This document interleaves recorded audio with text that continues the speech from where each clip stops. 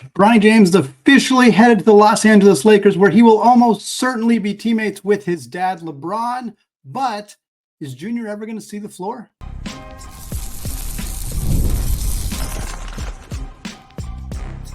You are Locked On College Basketball, part of the Locked On Podcast Network. Your team every day. What's up, folks? Happy Friday, and welcome into the Locked On College Basketball Podcast, a daily national college hoop show, part of the Locked On Podcast Network, your team every day. I am your host, Andy Patton. You're joining me today at the place to get your college basketball and now NBA draft content every single day, folks. We are not just here for you November through March. We are here all off season long, talking transfer portal, NBA draft, recruiting, all sorts of good stuff. Today's episode of Locked On College Basketball is brought to you by FanDuel. Folks, make every moment more. Playoffs are winding down. The sports are not sporting as much as they usually do, but this summer FanDuel is hooking up all customers with a boost or a bonus every single day. That's right. There is something for everybody every day, all summer long. So visit FanDuel.com/lockedon right now to get started. Well, Bronny James selected 55th in the second round of the NBA draft by the Los Angeles Lakers. We're going to talk about that. We're going to break down the draft by conference. Some of you might be a little surprised by which conference had the most players selected in this draft. We're also going to talk about some players who were undrafted, including one of the highest rated recruits who went one and done and undrafted in the history of college basketball. All that coming up on today's show. But we're starting with Bronny James, folks. Those of you on YouTube repping a Los Angeles Lakers jersey. It is not a Bronny James jersey. It is not a LeBron jersey. I'll let you guys all guess. I'll show you in the third segment who the jersey is, give you a little hint on the jersey number there. But repping that here in honor of Bronny James, doing what literally everybody thought was going to happen. There was so much conversation, not just the day of the draft, although there was plenty of that on the ESPN broadcast, but leading up to the draft, constant conversation. What's going to happen with Bronny James? So much pushing of the narrative that he is being pursued by multiple teams.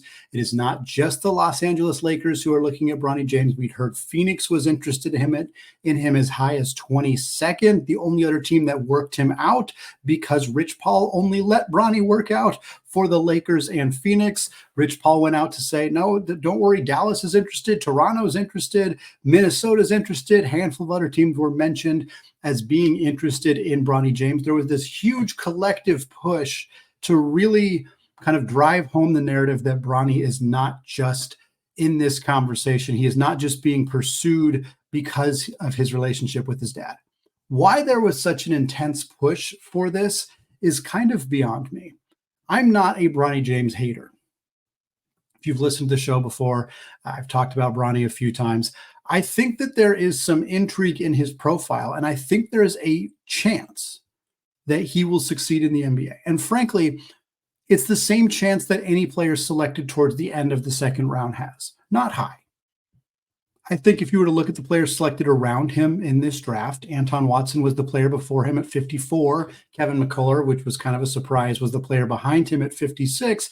I would probably project both those players to have a higher likelihood of succeeding. Now, they're very different players. Watson and McCullough are veteran guys, 5-year guys in college. They're bigger, they're stronger, they're older, they're more likely to stick. Bronny, much younger, obviously, only played 1 year of college basketball, et cetera, et cetera. But I don't think that Bronny getting picked 55th, 55th is fine. It feels like a late second round flyer on a one and done kid who has some upside, who's got tremendous athleticism. I mean, the dude can jump out of a gym. It's insane. But the narrative being pushed so intensely was, oh, he's a better prospect than that, and he's getting first round buzz. And it got very tiring. And for those of you if you watched the draft, which means that you apparently have a job where you can watch the draft, because it was at 4 p.m. Pacific Eastern time, 1 p.m. Pacific time for me. So I was just watching it in the middle of the day. Fortunately, that's my full-time job, so I get the opportunity to do that. Not everybody does. But for those of you who are watching the draft, They started talking about Bronny James 10 minutes before the first pick in the second round was made, and they kind of never stopped. Like they did, they talked about the other picks as they came up, and certainly the players that had some more notoriety. They spent a little bit more time on Kyle Filipowski. They spent a little bit more time on Johnny Furphy and guys who were Tyler Kolek, Oso Ighodaro, who were kind of surprises that they were around in the second round for some of those guys. Not a huge surprise on others, but they pretty much kept going back to Bronny. And this was the first time doing the second round in a new place at a new time separately. And it just was kind of a mess of a process. It didn't go all that well, if we're being as candid and honest as we want here on the show. But what was really frustrating, I mentioned both Anton Watson and Kevin McCullough. If you are not somebody who followed college basketball, if you're somebody who was watching the draft for the first time, if you're a Boston Celtics fan and you're excited to find out who Boston's taking with their last pick, you learned literally nothing about Anton Watson. The host said Antoine Watson, and they never mentioned him again because the next pick was Bronny James. And then when Kevin McCullough got picked, which that's a story. McCullough was a projected first-round pick for a huge chunk of the draft process. Concerns about his age, concerns about his injury history, all that stuff, combine testing, all that, resulted in him nearly falling out of the draft. And they didn't even mention his name. They didn't even talk about him one time. And look, if you're expecting deep, quality basketball analysis from the ESPN folks during the draft, like that's a little bit on you. You're not going to get it there. There are other great places. Check out the Locked On NBA Big Board. They're fantastic. They were going throughout the draft. They provide you quality analysis that you are not going to get at ESPN. But those players deserve to have their name mentioned more than it was. I feel for them. I feel for Anton Watson for them not even getting his name right. I feel for Kevin McCullough for them basically not even saying his name.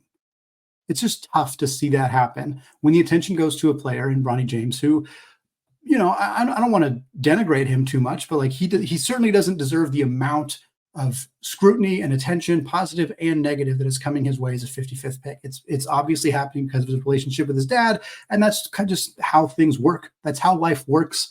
Whether you hate nepotism, whether you don't care as much about nepotism, it's just a thing that exists. There was some intrigue too, in the sense that apparently Rich Paul was telling teams not to take Bronny, which I don't know if this was a smokescreen, if there's actually some validity to it, or if it's just straight lying for no reason other than to continue to gas up Bronny James and convince us all that he was a prospect who, like, just because of how hard Rich Paul worked, he fell to the Lakers. But in reality, a bunch of other teams wanted him. Like, I just don't buy that narrative. They peddled on ESPN that Bronny was going to sign in Australia if a team took him in the second round that wasn't the Lakers. I do not believe that. I refuse to believe that that's true. But that's what they said. That's the narrative that they were pushing, making it seem like they orchestrated. I don't know why that's what they're trying to, the message they're trying to get out to. They're trying to say, we intentionally made it so that Bronny would end up in LA. Like, why is that what you're pushing? Obviously, like LeBron, if he wanted to have any leverage in free agency, it's gone now. Everybody pushed, we're going to get Bronny to LA. Was he going to sign somewhere else now? Maybe. That would be probably the funniest thing that could happen this offseason, if we're being honest, is LeBron signs elsewhere and Bronny's just locked into a contract with the Lakers without his dad. I would be astonished if that happened, for what it's worth, but it would be probably the funniest potential outcome. And like I said, most of this conversation about Bronny didn't really center on the actual basketball side of things. And here we are about 8.5 minutes into the episode, and we haven't really talked about the basketball side of things either. Bronny averaged less than 5 points a game last year at USC. He's also less than a year removed from having a cardiac arrest that was a significant health issue. Even now, he's months removed from the season, and he's still not even a full year removed from that event happening. And I think that's an important context to always continue to have when talking about Bronny James. But it's also completely fair to acknowledge that his performance last year wasn't up to snuff. Less than 5 points, less than 3 boards, 27% from three, 36% from the field. Just not very good numbers for a one-and-done freshman. We're going to talk about another one-and-done freshman who was a much higher regarded prospect coming into college, who put up better numbers than Bronny, who didn't even get picked. We'll talk about that a little bit later in the show. But for Bronny, there are reasons to believe he can succeed. The athleticism is there. The basketball IQ is there. The facilitation skills, I think, could get there. They weren't great last year, but part of that was USC was a mess. Collier was out when he was playing for half the time. It was just a weird situation. USC did not do Bronny any favors, but he also didn't do a whole lot of favors himself either. I'm very intrigued by whether Bronny James will get a guaranteed contract. It sounds like that's what they're pushing for. Rich Paul tends to get what he wants, whether he will get playing time. Lakers draft very odd because they got a huge steal in Dalton Connect in the first round and then finish it off with Bronny James. Very intrigued how this all shakes out. It's a story, whether you want it to be a story or not, it is a story. And frankly, it is going to be compelling between now and the start of the NBA season, how much attention Bronny James gets in Summer League, how he performs, how he looks in training camp, whether LeBron signs with the Lakers, and how this thing all shakes out in LA this upcoming season. Well, folks, the conference with the most NBA draft picks is the one that doesn't exist. And we're going to ask the question, why was the Pac-12 not better last season? Coming up in just a second.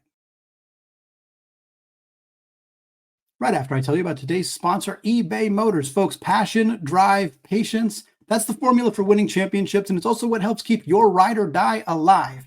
And eBay Motors has everything that you need to maintain your vehicle and level it up to peak performance. From superchargers to roof racks, exhaust kits to LED headlights, and more. Whether you're into speed, power, or style, eBay Motors has got you covered. And with over 122 million parts to choose from for your ride or die, you'll always find exactly what you're looking for. Plus, with eBay's Guaranteed Fit, your part is guaranteed to fit your car every time, or folks, you get your money back. Because with eBay Motors, you're burning rubber, not cash. So with all the parts you need at the prices you want, it's easy to turn your car into the MVP and bring home that W. Keep your ride or die alive at ebaymotors.com. Eligible items only, exclusions apply, and eBay's Guaranteed Fit is only available to U.S. customers. All right, folks, segment 2, still Eddie Patton, still Locked On College Basketball Podcast. We're still talking NBA draft, folks. I know, by the way, that Arthur Kaluma committed to Texas. Isaac and I are going to talk about that on Monday's episode. We want to give it a full attention. We want to talk more about what it means for the Longhorns, what it means for the rest of the transfer portal, all that good stuff. But wanted to focus on NBA draft content here as we finalize the second round on Thursday. So what we're going to do now is talk about how this draft broke out conference by conference. We'll talk about all of the major conferences, which is 6 still, because we're going to include the Pac-12. And then we're also going to talk about the players from the mid-major ranks who were selected as well. So in the first round, there were 3 conferences that tied with 4 players each. The Big East had 4, the Pac-12 had 4, the ACC had 4, the SEC and Big Ten each had 3, the Big 12 had 2, and then at the mid-major level, there was 2 players as well. And then in the second round, the Pac-12 had 5, the Big East had 4, along with the mid-major ranks also had 4, ACC and the Big 12 each had 3, and then the SEC and the Big Ten each had 1. So how that breaks out in entirety, the Pac-12, the Conference of Champions, that no longer exists and that didn't, frankly, have a very good final season, only put 2 teams in the NCAA tournament, more than 2 teams, didn't put very many teams in the NCAA tournament, didn't have a lot of success going forward in the NCAA tournament, yet they had 9 players selected in this draft. 3 of them came from Colorado, a team that pretty massively disappointed last year. Cody Williams obviously had injury issues. Tristan Da Silva and KJ Simpson were the other 2 from Tad Boyle's Buffalo squad. You had a pair from USC, obviously Bronny and Isaiah Collier, and then you had 1 each from Washington State, Cal, Arizona, and UCLA. There's also a couple guys who didn't get drafted out of the Pac-12 that I thought deserved to be drafted. This is a conference that had a lot of NBA talent. It was just spread out among various rosters, and the teams that had multiple guys, USC in particular and Colorado, pretty significantly underperformed where they were expected to be. The Big East had 8. And what's fun about the Big East is 4 of them came from UConn. 4 of UConn's 5 starters last year all got selected in the NBA draft. Stephon Castle went 4, Donovan Clingan went 7, and then the 2 guards, Tristan Newton and Cam Spencer, both went late in the second round. The only starter from UConn who did not get drafted was Alex Karaban, and he would have. There's almost no doubt that Alex Karaban would have been selected in this draft had he stayed in the draft and not returned to UConn, going for a 3rd straight national championship. It's hard. It's impossible to know what exactly would have happened. Karaban's presence, in theory, could have prevented Spencer or Newton from getting drafted, but more than likely, all 5 of UConn starters would have gotten drafted this year had Alex Karaban stayed. I don't blame Karaban for returning to school. I don't think it's a bad thing. Just notable that Danny Hurley's team is going to put 4 guys in the NBA, return one of them. Let's see how competitive they can be going into it for another season. They're still going to be great, but that is a lot of talent to lose from your roster. They also 2 Marquette players were drafted as well, Oso and Tyler Kolek, and then we had 1 from Creighton in Shireman and 1 from Providence in Devin Carter. 7 total from the ACC, conference that didn't get as much love this season as perhaps they deserve, especially with how they performed in the NCAA tournament. 2 of them from Duke.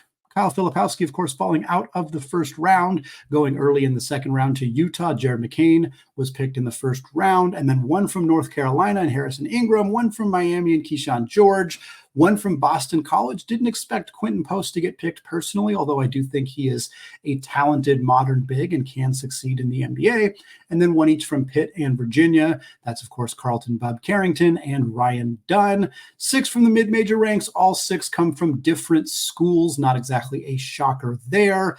Dayton for Deron Holmes, Weber State for Dylan Jones, San Francisco and Gonzaga. There's the one conference that has multiple representatives. Those guys, of course, both from the WCC, and Jonathan Mobo and Anton Watson. Santa Barbara, another West Coast school in the Big West, had AJ Mitchell get selected. And then Enrique Freeman, one of the best stories in the draft, guy who walked on at Akron, ended up being MAC Player of the Year, got an invite to the Portsmouth Invitational Tournament, did well enough there to get an invite to the G League Combine, did well enough there to get an invite to the NBA Draft Combine, did well enough there to get selected in the NBA Draft. Very cool story for Enrique Freeman.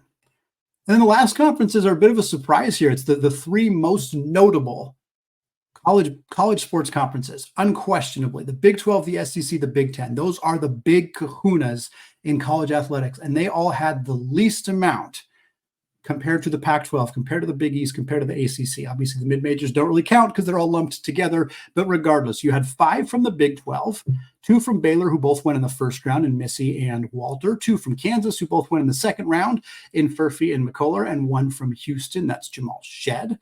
4 from the SEC, 3 of them from Kentucky, 1 of them from Tennessee. Of course, that's Dalton Knecht. Your Kentucky are your 2 backup guards, Rob Dillingham and Reed Shepherd, and your veteran starting guard in Antonio Reeves. We'll talk more about Kentucky to close out the show.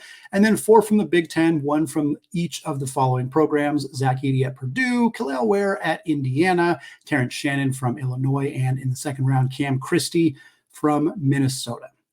So we already talked about how UConn had 4 of their 5 starters get selected. That's, I think, the most notable storyline out of this conference breakdown. The Pac-12 also so much talent, yet really did not perform at the level that they were expected to perform at. A lot of their guys, 5 of their 9 picks were in the second round, and of their first round picks, most of them were late or first round picks. I think the highest player selected from the Pac-12 was Cody Williams. Tristan Da Silva was 18th, Collier was 29th, Tyson was, I think, 20th from Cal. So not a lot of like high level draft picks. Like, again, the SEC had a third as many players selected, but most of them went before almost everybody in the Pac-12. So I think that's kind of an indication too of like, they had a lot of decent players, but not a lot of guys who really were significant must-have NBA draft talent. But there was quite a few other players that I thought were borderline draftable. Isaac Jones from Washington State.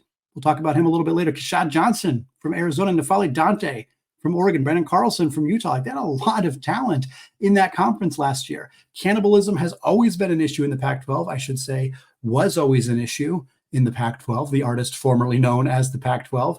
And we just saw a lot of teams beat each other up. And instead of that kind of rising to the level of them getting a bunch of teams in the dance, it just led to a lot of teams getting left out, justifiably so. I'm not trying to argue that the Pac-12 should have had more representatives in the tournament. I think the fact that they didn't perform very well in the tournament is a pretty good indication that they were seeded properly and appropriately last season. But it was a league that had a lot of talent, and in their final season, you would have liked to see a better performance. And unfortunately, we just never really got that. Wanted to close quickly on the SEC. A lot of returners in the SEC. It's kind of surprising to see only 4 and only Kentucky and 1 player from Tennessee represented, but that's because Mark Sears and Grant Nelson returned to Alabama. That's because Walter Clayton returned to Florida. There's multiple other examples that I'm not mentioning here, but I think that's a big part of the storyline, is that the SEC didn't have a lot of players drafted because a lot of very talented players stayed in the SEC and are going to be there again next season. But I want to continue the conversation about the SEC, and more specifically, I want to continue the conversation about Kentucky because their 4th and 5th ranked recruits in last year's recruiting class were lottery picks. But a top 5 overall recruit in the class didn't even get drafted. And that is incredibly unusual. We're going to talk more about that in just a second. Right after I tell you all about today's sponsor, FanDuel. I love sports. Just like all of you, I love them so much that I never want the sports season to stop. But as the playoffs are winding down, we're getting fewer games. We got MLB, we got WNBA, but there's not a lot else happening right now. However, FanDuel lets me keep the sports dream going whenever I want. All I have to do is open the app and dream up bets anytime that I'm in the mood.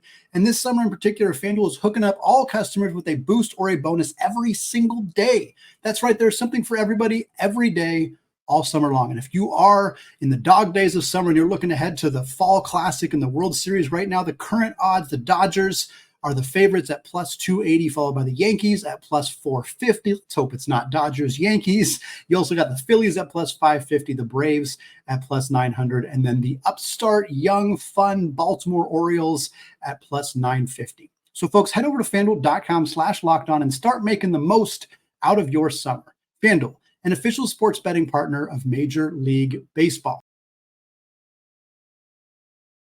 All right, folks, segment 3, still Andy Patton, still Locked On College Basketball Podcast, still recapping the second round of the 2024 NBA Draft as it finalized on Thursday afternoon. Want to talk now about guys who did not hear their name called during the draft process.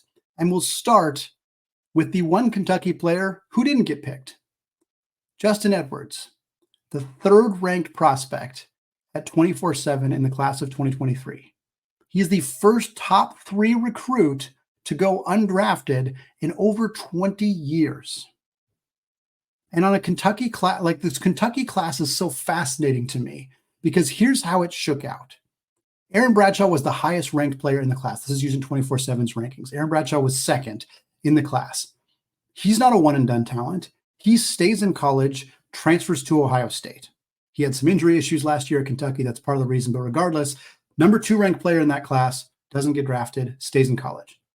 DJ Wagner was Kentucky's 3rd highest ranked prospect in that class. What Bradshaw was 1, Edwards was 2, Wagner was 3.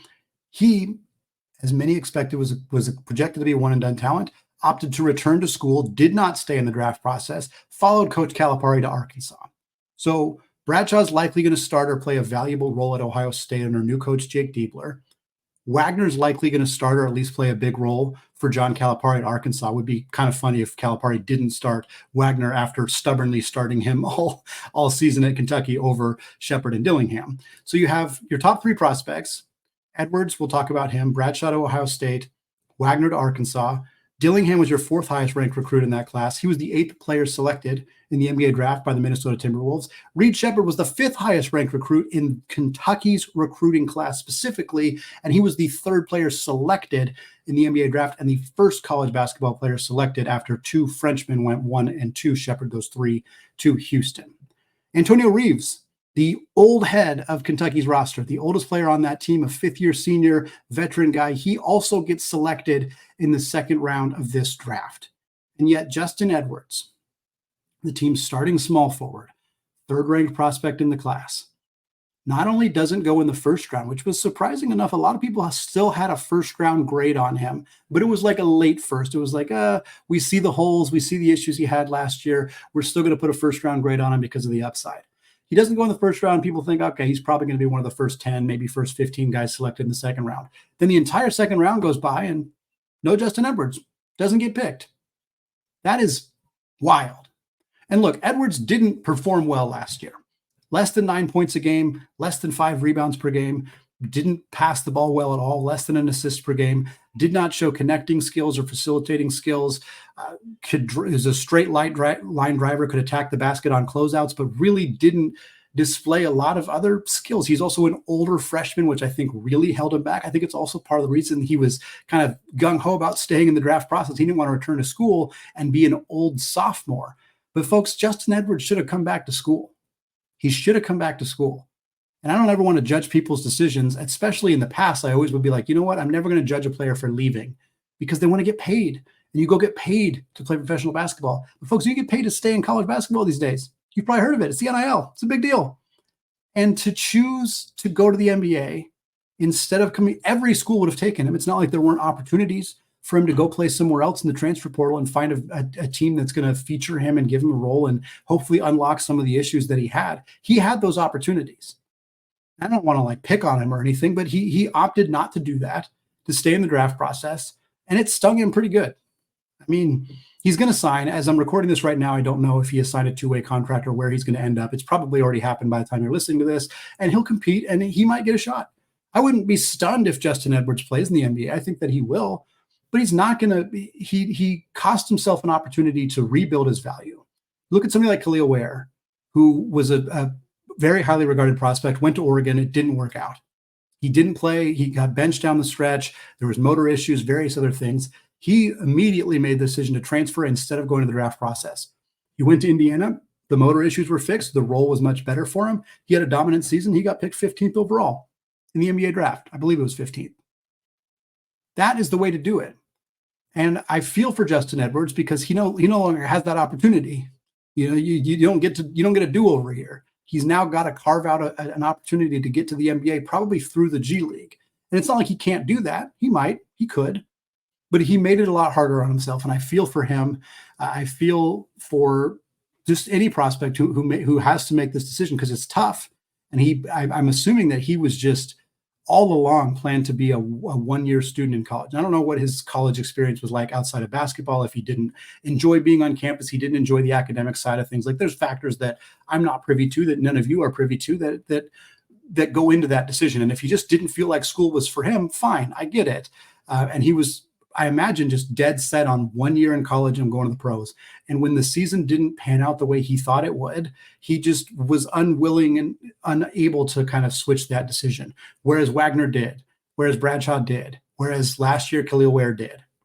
And I think it'll work out well for those guys. And I hope Edwards can find a way to make this work for him. But I feel for him because the path is going to be a lot trickier now that he went through this entire process and didn't even get selected.